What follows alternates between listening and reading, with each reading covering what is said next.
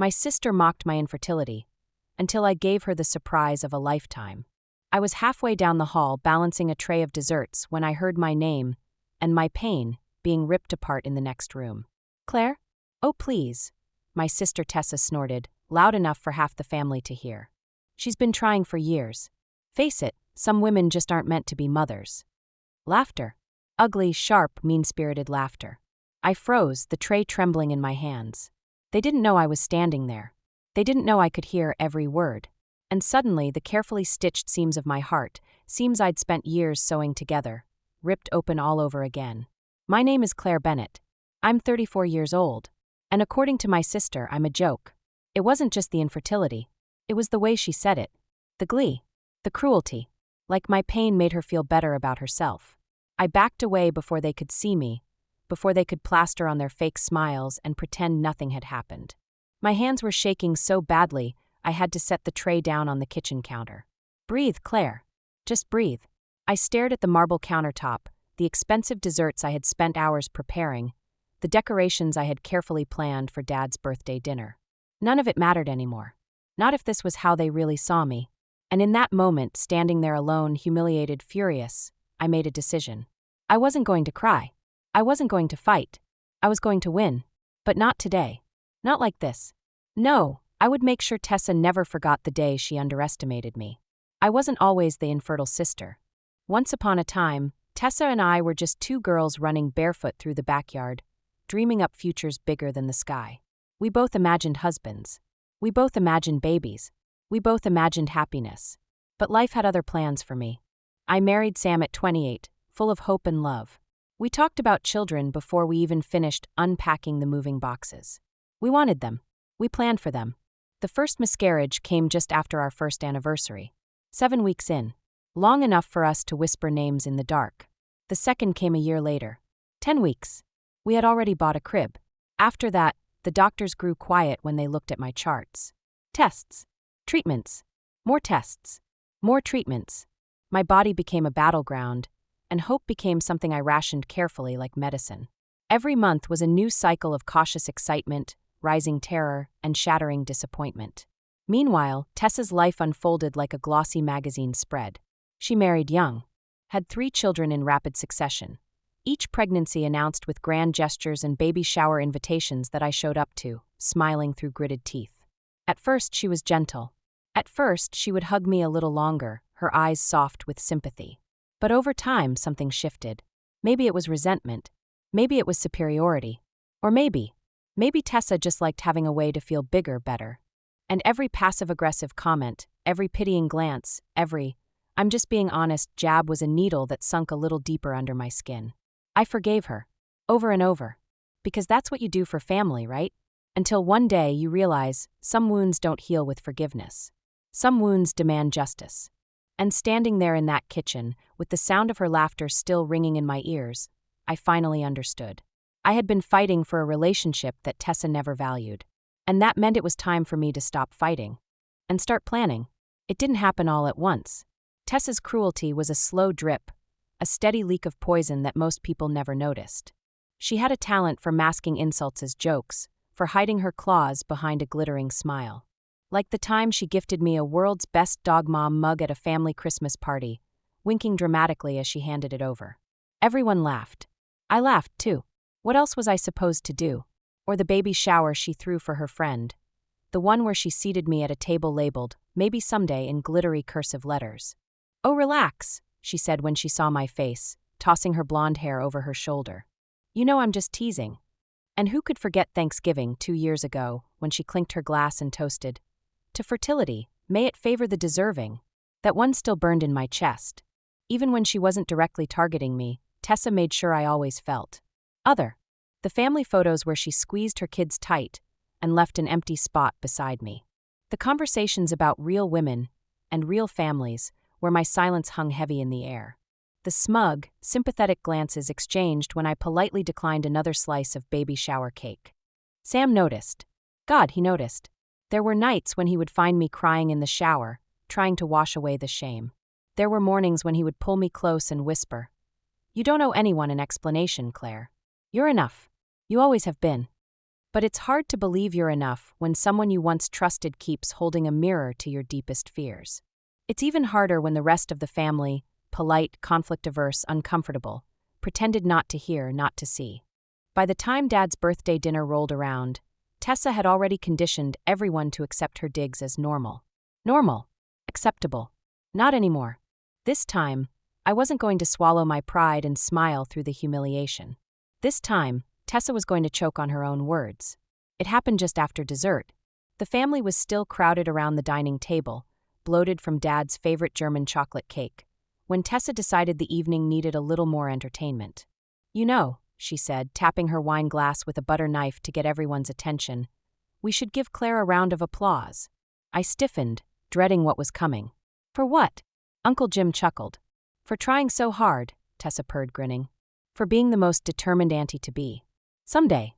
Maybe." A few people laughed. Awkward, uneasy laughter. I saw my mother glance away, suddenly fascinated by the gravy boat. My father shifted in his chair, clearing his throat. Sam reached for my hand under the table, but I pulled it back. I didn't want comfort. Not anymore. Tessa wasn't done. "Really, Claire's an inspiration," she said brightly. "She's like a little cactus. All dried up, but still hanging on." The room went silent. Even Tessa seemed to realize she had crossed a line, but it was too late. I sat there, cheeks burning, heart hammering so loud I could barely hear anything else. I could feel every pair of eyes in the room flicker toward me. Pitying, embarrassed, unsure. But not one person spoke up. Not one person called her out. Tessa smirked into her wine glass, pleased with herself. And that's when something inside me snapped, clean and final, like a brittle branch breaking under the weight of too much snow. I smiled. A slow, cold smile that made Sam's eyebrows knit together in concern. Because I wasn't hurt anymore. I wasn't humiliated. I was done. Tessa thought she had won. She had no idea that I had already started building the one thing she thought I would never have. And when I was ready, I wasn't just going to defend myself. I was going to make sure Tessa's cruelty was exposed, for everyone to see. I picked up my fork, calmly twirling a bite of cake, and locked eyes with her across the table. She winked at me. Poor Tessa. She thought this was over. She had no idea it was only just beginning. That night, while everyone was still lingering in the living room, trading small talk and second helpings of pie, I slipped upstairs to the guest room. I needed air. I needed distance. I needed a moment to think. Really think. I sat on the edge of the bed, staring out the window at the darkening sky, and let the anger settle into something sharper. Focused. Cold. I wasn't going to argue with Tessa. I wasn't going to fight for scraps of dignity from people too cowardly to defend me. I was going to take control of my own story. I pulled out my phone, scrolling through my messages until I found the one from our adoption agency. Final meeting confirmed. All paperwork approved. Congratulations, Claire and Sam. I smiled. A real smile this time, small, private, burning in my chest like a secret flame.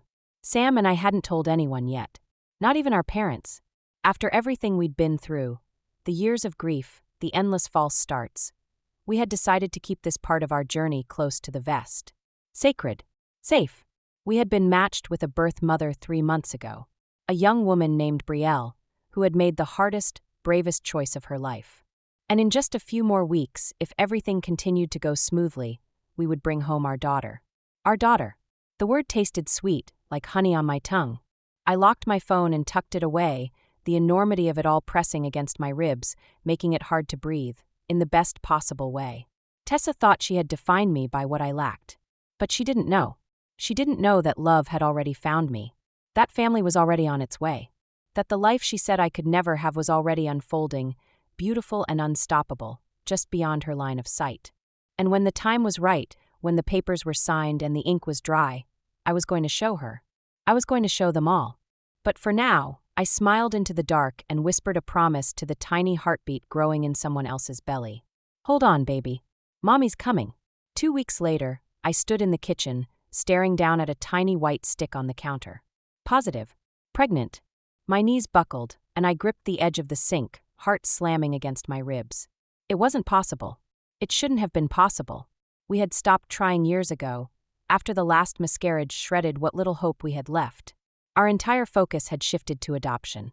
Our hearts had already expanded to make room for Brielle's baby. And now this. I sank onto the kitchen floor, wrapping my arms around myself as the tears came. Messy, gasping, uncontrollable. Not sadness. Not fear. Joy. Overwhelming, unimaginable, terrifying joy. Sam found me there a few minutes later, the pregnancy test trembling in my hand. He dropped to his knees beside me, his face wild with confusion. "Claire? What's wrong? Are you hurt?" I laughed through my tears, shoving the test into his palm. Watched as his mouth opened and closed, stunned, speechless.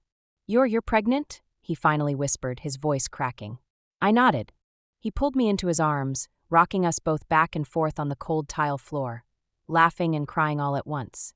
We stayed there for a long time, wrapped in each other, the enormity of it washing over us. 2 babies. 2. The daughter we were about to adopt. And now, another heartbeat growing inside me. Life had a funny way of showing up when you least expected it. After all the loss, after all the heartbreak, hope hadn't just tiptoed back into our lives. It had come crashing in, wild and breathtaking and unstoppable. Later that night, when the house was quiet, I lay awake staring at the ceiling. And for the first time in years, I wasn't just dreaming about a family. I was building one, piece by piece, heartbeat by heartbeat. And when the time came, Tessa wouldn't just eat her words. She would choke on them. Because I wasn't just bringing one miracle into this world. I was bringing 2. The temptation to shout it from the rooftops was almost unbearable. Every morning I woke up with my hands on my belly, half in disbelief, half in awe. Every afternoon I caught Sam smiling at me across the dinner table, like we were sharing the most beautiful secret in the world. And we were. 2 beautiful secrets. But we agreed, no one could know.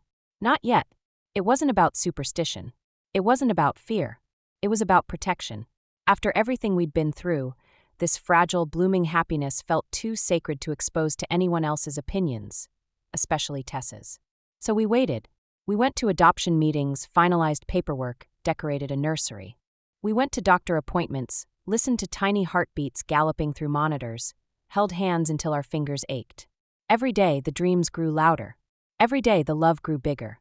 And every day, I smiled a little wider when Tessa made her snide little remarks during family group texts or dinner invitations. "Don't forget, Claire, you can always babysit my kids if you want the experience. Hope you're not feeling left out. Not everyone's cut out for motherhood." Each time, I would type a polite response, hit send, and laugh to myself. Poor Tessa. So busy congratulating herself. So busy standing on her imaginary pedestal. She had no idea that the ground was already crumbling beneath her feet. Sam and I planned carefully. We decided to hold a family appreciation brunch once everything was official. A chance to thank everyone for their support through tough times. We said. Everyone RSVP'd immediately, eager for another excuse to gather and gossip. Tessa included. She even offered to bring her famous lemon bars. I accepted sweetly, playing my part. Because the stage was set. The trap was baited.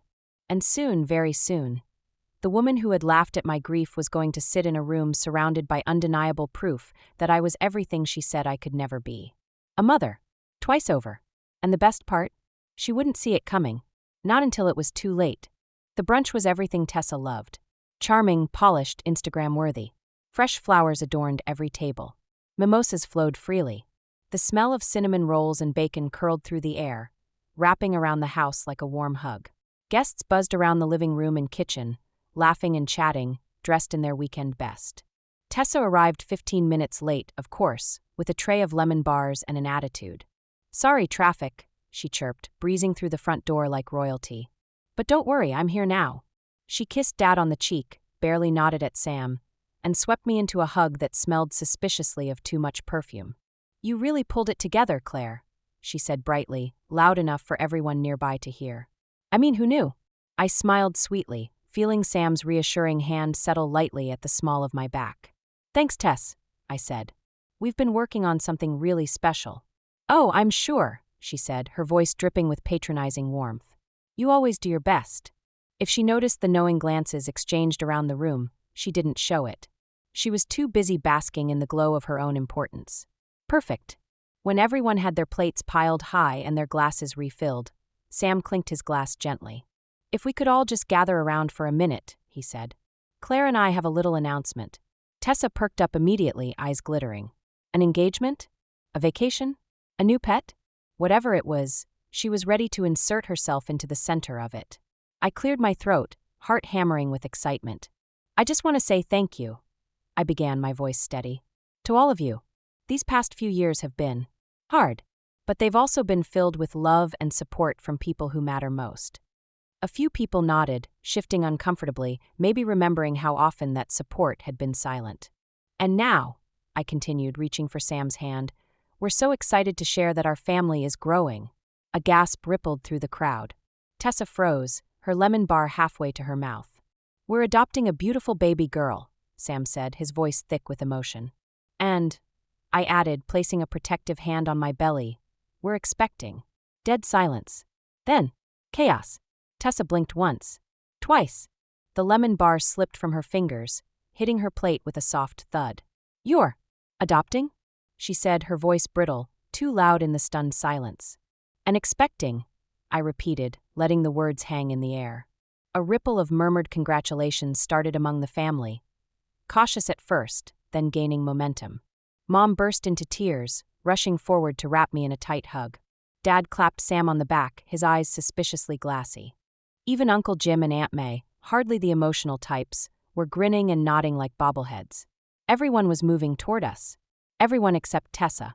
She stood frozen, arms crossed tightly over her chest, her smile stretched so thin it looked painful. "Well," she said, laughing sharply, "isn't that something?" She moved toward me, heels clicking sharply against the hardwood floor. "You didn't think to tell your own family earlier?" she hissed under her breath as she leaned in for a mock hug. I hugged her back lightly, just enough to keep up appearances. "We wanted to be sure," I said, smiling sweetly. "You know how delicate these things can be." Sam stood tall beside me, his hand never leaving the small of my back. Tessa pulled away, her face flushed, her breathing shallow. For the first time in years, she wasn't in control of the narrative. And it was eating her alive. She tried to pivot, clinking her glass to get everyone's attention. "Let's not forget," she said brightly, "who the real mother of the year is." She turned it into a joke about her own chaotic household, about how she deserved a medal for raising 3 terrors. But no one laughed. Not really. The attention had shifted. Permanently. People weren't looking at her anymore. They were looking at me, at Sam, with real warmth, real admiration. And no amount of forced laughter or smug jokes could drag the spotlight back. Tessa smiled tightly, but I could see the cracks forming around the edges. She was unraveling, and I wasn't lifting a single finger to stop it. I didn't have to. All I had to do was stand there and let my joy speak for itself. And that was something she could never fake, never steal, never diminish. Not anymore. Sam squeezed my hand gently, giving me the silent cue we had agreed on. I took a deep breath and turned to the crowd, my heart soaring higher than it had in years. "There's more," I said, voice steady, eyes locked on the faces around the room. The family leaned in, curious, excited. Even Tessa, despite herself, tilted her head slightly, the last remnants of her smugness flickering with uncertainty. Sam cleared his throat. "We're not just expecting a baby through adoption," he said. "We're also expecting, biologically." Another wave of gasps. Hands flew to mouths. Tears welled in eyes. Mom actually dropped her glass, sending a spray of orange juice across the floor. Not that she noticed. She was already rushing forward, clutching my free hand, sobbing and laughing at the same time. "Claire," she cried. "Oh, sweetheart, after everything." Dad stepped in too, his strong hand wrapping around my shoulder, his voice rough with emotion. "I always knew you'd be a mother," he said quietly. "Always." Even the cousins, the ones who usually hovered at the edges of family drama, pushed forward with genuine congratulations. Hugs, hand squeezes, promises to help with baby showers and meal trains. The room pulsed with warmth, love, validation. And right there in the center of it all stood Tessa, stiff, silent, pale. For the first time in her life, she was utterly, painfully irrelevant. She tried to rally, tried to insert herself with a brittle, "Well, looks like Claire finally caught up." But no one laughed. No one even looked at her. All eyes were on me, and Sam, and the future growing right here, right now. I didn't gloat. I didn't smirk. I didn't need to. This wasn't about revenge anymore. It was about reclaiming something Tessa could never touch. My joy. My family. My future. And I had built it with my own hands, my own heart, through every broken piece she thought would keep me down. I met her gaze across the room, held it and smiled. Not out of malice. Out of victory. The kind she would never understand. It didn't take long. Tessa held it together for exactly 15 more minutes. Just long enough for everyone to politely sip their coffee and start planning baby showers and nursery themes. Then she cracked. It started small. A too loud laugh here. An exaggerated eye roll there. But when Heather suggested throwing me a double celebration, one party for both your babies, Tessa's smile finally shattered. Of course Claire gets 2 babies at once, she said, her voice dripping venom. It's not like she had to actually do anything for one of them. The room froze. A silence so heavy it felt like a physical weight pressing down on everyone. Sam stepped forward immediately, his voice calm but firm. You don't have to stay, Tessa, he said quietly. If it's too much for you. I watched my sister's face twist, 1,000 emotions flashing across it at once. Anger, shame, desperation. She looked around for support, scanning the room, but found none. Not this time. Even Mom turned away, pretending to adjust the flowers on the table. Even Dad crossed his arms and stared her down, his disappointment unmistakable. Tessa opened her mouth to argue, to cry, to claw back control, but no words came. She grabbed her purse off the counter, knocking over a vase in the process, and stormed toward the door. I didn't follow her. No one did. The front door slammed so hard the windows rattled. For a moment, there was only stunned silence. Then, a collective breath out. Relief. As if the entire family had been holding their breath for years and finally, let it go. Mom hurried over to me, pulling me into a hug so fierce I could barely breathe. We're so proud of you, she whispered into my hair. Don't ever forget that. I smiled, the last shreds of old pain falling away like dead leaves. Tessa had spent years trying to define me by my emptiness. But standing there, surrounded by love, cradling 2 futures in my heart, I finally understood. I was never empty. I was just waiting. And now, I was full. The days after the brunch felt like walking through a different world. Family group chats exploded with excitement. Baby name ideas, nursery themes, offers to babysit. Plans for 2 showers began almost immediately. One for the adoption, one for the pregnancy. Mom couldn't stop texting me articles about newborn care and baby carriers. Dad emailed links to tiny baseball mitts and storybooks he wanted to read to his future grandkids. Even the cousins, the ones who used to forget I existed at family events, were suddenly eager to include me in every conversation. And Tessa? Silent. No texts. No snide remarks. No half-hearted apologies. She disappeared from the family chat entirely for 2 full weeks, claiming she was busy with the kids when anyone asked. But I knew better. Tessa wasn't busy. Tessa was humiliated. And for once, it wasn't because I had fought her. It was because I had risen so far above her pettiness that she couldn't even reach me anymore. I didn't gloat. I didn't spread gossip. I didn't retaliate. I lived. I glowed. I grew. Every doctor's appointment, every nursery shopping trip, every tiny flutter in my belly was another reminder that the life Tessa said I could never have was blooming, lush and unstoppable. One afternoon, while folding impossibly tiny onesies in the nursery, I caught a glimpse of myself in the mirror. I hardly recognized the woman staring back. She looked strong, whole, radiant. She looked like someone who had climbed out of grief and built a life from the ashes. Tessa's approval had once seemed so important, a prize I could never quite earn. Now I saw it for what it was. A mirage. A meaningless game I had finally walked away from. Sweet vindication wasn't about her. It wasn't even about the family finally seeing me. It was about me seeing myself clearly, fully, proudly, for the first time in years. And loving what I saw. The next time I saw Tessa was at Mom's birthday party, almost 2 months later. By then I was showing, not dramatically, but enough that there was no hiding the roundness beneath my flowy dress. Enough that strangers smiled at me in grocery store aisles. Enough that I instinctively rested a hand on my growing belly whenever I stood still for too long. Tessa showed up late, as usual, her smile brittle around the edges. She said hello to everyone, avoiding my eyes. Avoiding me. I didn't chase her down. I didn't corner her for an apology. I didn't need anything from her anymore. During dinner, she kept her distance, laughing a little too loudly at other people's jokes, clinging to conversations that didn't quite seem to hold her. It was like watching a star lose its orbit, once dazzling, now slowly fading into the background. At one point, I caught her staring at me, at the hand absent-mindedly resting on my belly, at Sam's easy arm around my shoulder, at the cousins huddled around me asking baby questions. She quickly looked away. There was a time when I would have twisted myself inside out trying to comfort her, trying to bridge the gap between us. But not anymore. Not today.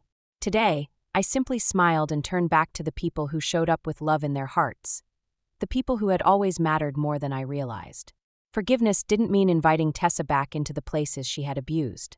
It didn't mean pretending nothing happened. It meant releasing her. Releasing the hurt. Releasing the need for revenge.